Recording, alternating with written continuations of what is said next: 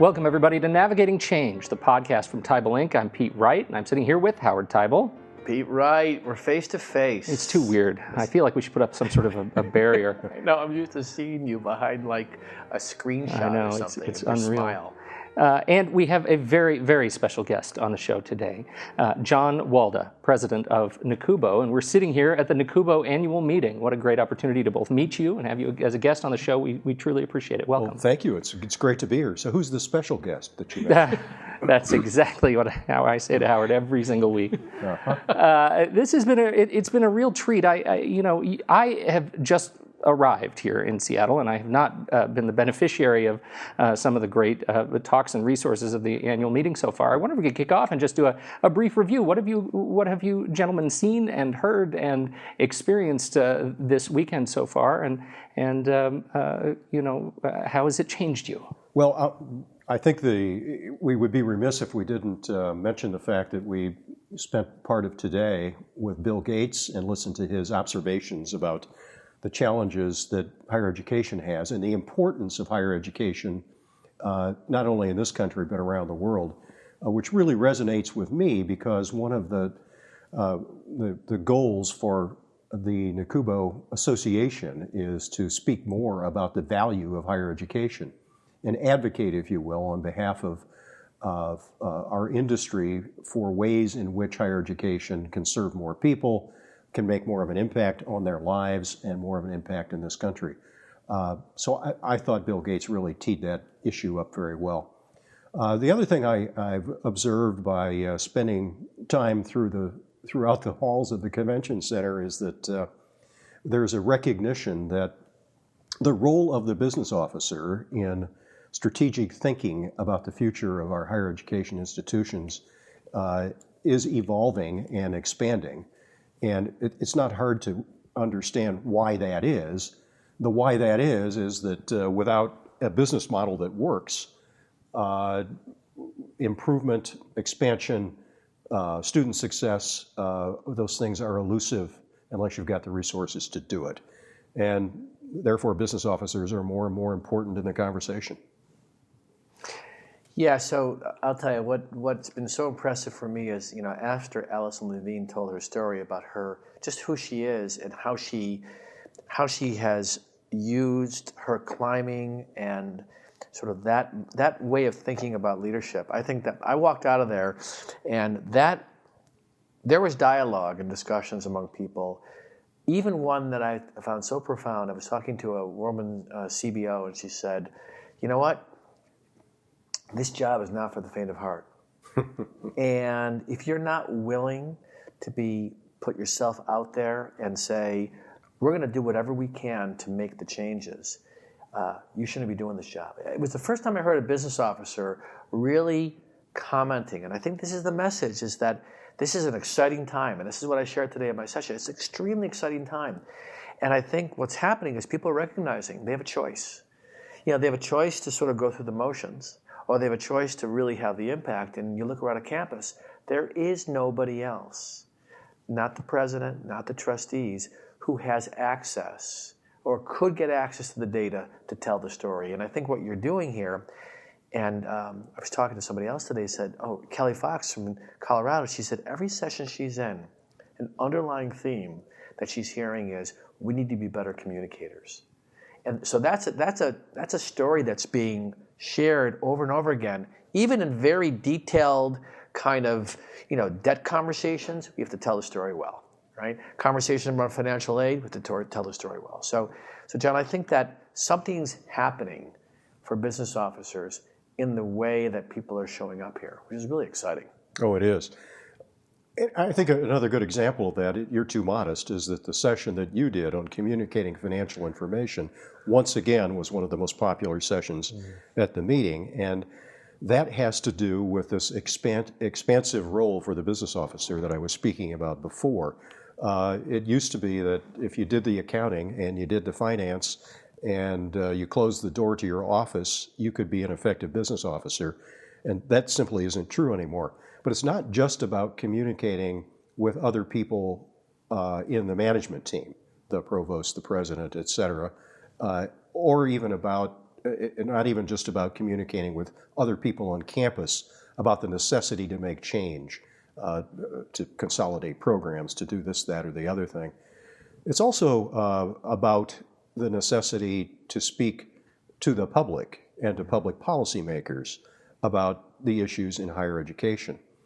And that is something that business officers historically didn't do, but they certainly do that more and more. And one of the strategic goals for our association over the next 3 years is to enhance the manner in which business officers can talk about the value of higher education, and to talk about how it is that we are trying to maximize the value that you can get out of higher education programs from our campuses by enhancing revenue, by cutting costs, by looking at new delivery mechanisms, et cetera. So a lot of our work is wrapped up in creating or collecting data that's important, and then figuring out ways to use it as a tool to make decisions, and then communicating that externally. That's a fascinating. It's a fascinating shift, and I'm coming at this from the perspective of a faculty member, and when I look at my university, I think I don't see a business officer that really understands the expectation of communicating effectively to this broader audience, the public policy issues, yeah. Right? Could you talk a little bit more about what your expectation is in terms of changing the way business officers, CBOs, think about this sort of boots on the ground level of activity? Sure.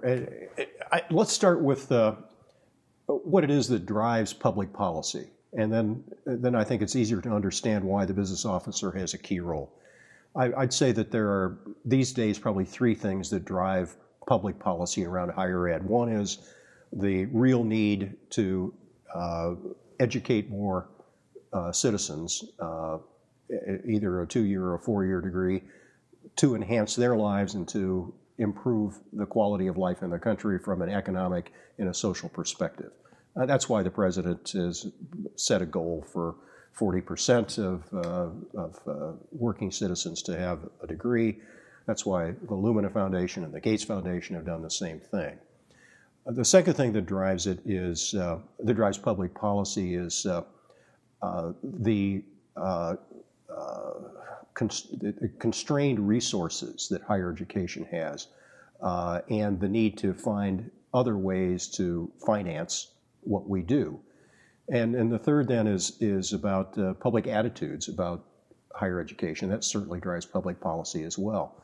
So when you think about those things, you've got to look at the business officer as someone who is responding to those specific needs and the concerns that are expressed.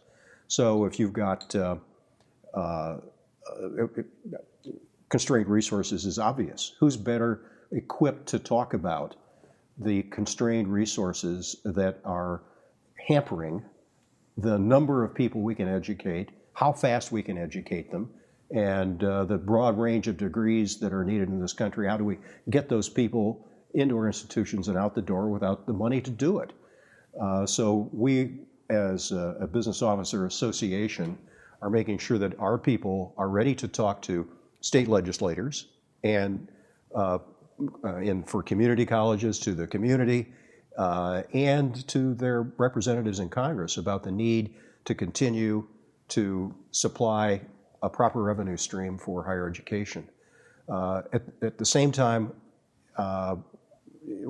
tuition, often making up for a lack of funds from government, business officers are fully aware that in many localities and with many institutions, we've reached a ceiling on our ability to get more net tuition out of students. So the business officer has to talk about, okay, that's a reality now. Yeah. Now, what are we going to do about it? We can't just shift the burden from the government to students and families. And it was interesting because Bill Gates today really, in some ways, a historical technologist, really spoke very passionately about the idea that technology is coming, that is going to get it right, and they're experimenting now. I mean, I've heard Clay Christensen, and I think he's a driver of change.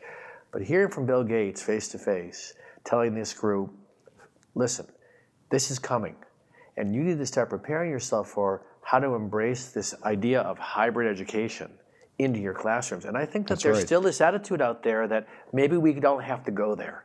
A lot of campuses are saying, maybe we can continue with the traditional approach. And he was very clear, and I think he's got some credibility in terms of predicting future trends. And I had never heard it so clear from somebody who has that credibility that this group should be pushing on that agenda about the academic business model. Well, that's a really good example, maybe the best, of how the role of the business officer has changed, because heretofore it has been hands-off for the business officer on how we deliver academic content. Well, nowadays it can't be hands-off, because not only is it a means to deliver academic content, but it's a part of the business model. It's a way to deliver education potentially at a lower cost. More importantly, it's a way to deliver your product to an expanded client base, if you will. Because, distance education, that says it all. They don't have to live in your community or come live in a dorm. And so it's a part of the business model. And it was very clear, too, about the volume concept. There is a capacity, if you embrace this idea, and without using language that turns people off. I was leading a board retreat, and there was a conversation. Once we brought up MOOCs, and we had some academics in the room, they jumped all over that in terms of that is not appropriate for our campus. And in some ways, I think we're moving away from the use of that language to really talking about it more holistically, which is how do you make something available that could actually grow your volume and then produce revenue sources you can't even imagine today. And I think we have to be sensitive to those faculty members who say that isn't appropriate for this campus, because not everything is appropriate for a specific campus. We forget in this country sometimes that we don't have a system of higher education. We have multiple systems that interact and overlap, but in some of them, the most important ingredient is the residential experience and the classroom experience. But if you're challenged to get students in those seats, then you have to start looking at least one step down the road. And in many institutions that I visited and know well, that first step down the road is a blended learning experience. And Bill Gates mentioned this today. You listen to the lecture on your own time, and then you come prepared to interact with the professor around a table in the classroom, a flipped classroom, if you will. But that has to be technology assisted. The nice thing about it is it has the potential not only to improve the educational experience, better outcomes, if you will, but it also makes it possible to reach a bigger audience. But I can tell you, I'm torn by how to get academics and administrators to be in a true dialogue around collaborating on these issues. There's too much conversation around resistance. We go so quickly to faculty are resistant. And I think that's a complete exaggeration. We have some people in every industry, in every role, there's resistance. But overwhelmingly, I think what we haven't done effectively, or business officers, or the administrative side of the house, is figure out how to make the case that invites them into the conversation, versus telling them you have to change.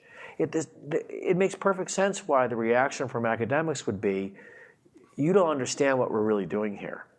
And that, to me, is the shift that has to happen, is learning how to influence by inviting people in, as opposed to trying to convince people that are delivering the model, doing the mission their way, that you have to change, because if you don't, we're going to go out of business. And I'm not saying that administrators do this, but I think they don't have the language yet, and in some cases, the comfort level to have those kind of collaborative conversations. Yeah, we believe that too, and that's why we co-sponsor a program, a live program every year that is designed for the team of the chief financial officer and the chief academic officer to come and sit in a room and talk about the very issues that we're talking about. That takes place in August. ACE is the other sponsor. They're the big presidential association, but we sell it out every year because there is a growing interest and a realization that this is a collaboration that has to take place. Especially as there are new demands, like you say, the business officer, the new demands on the business officer to function as more of an institutional leader, to take on more of that role, but not know how to talk about it in a way that engages this academic audience. Because the bottom line is, take flipped classrooms. When you present the flipped classroom to a traditional educator who has come to the table with that open mind, they see, oh my goodness, not only can I be more effective in the classroom, I can have more fun with my students. I can work on more practical outcomes. Yes. I can prepare them in a way that I've never been able to do because I've taken away the expectation that I have to deliver content. That changes the dialogue in itself. I think what's so challenging about this, what we're seeing is teaching business officers how to have that level of dialogue, those who don't teach. And I think what you're doing, John, as an association, is you're making available to those who are ready for those changes to show up and be in that dialogue. Because I always look at a room full of people, and I often say, I'm speaking to the choir, it's the people that are not here that are the ones that should be here. To me, that's always the bigger dilemma, is that the ones that show up are the ones that are looking to learn and change and adapt. And then there's a larger audience out there that somehow insulate themselves. And I'm always asking, how do we attract them into the conversation? Well, there is bound to be an effect on those that don't show up. The effect is that those who do show up and become more collaborative across the campus and try new things and repair a broken business model, if you will excel. And if others don't keep up, they won't be able to compete for students. And that'll cause change too. You've just finished part one of our conversation with John Walda. We pick up next week with a conversation on the broader public policy debate going on in higher education, so make sure to check your feeds for next week's episode. You can find out more about this show at TibleInc.com. You can subscribe for free in iTunes. Make sure you don't miss a single episode. And please reach out to us on Twitter, @HowardTible or @PeteWright. We'd love any comments or show ideas, anything you'd like to share. We would love to hear it. On behalf of John Walda, Howard Tible, I'm Pete Wright. Thanks so much for listening, and we'll catch you next week on Navigating Change, the podcast from Tible Inc.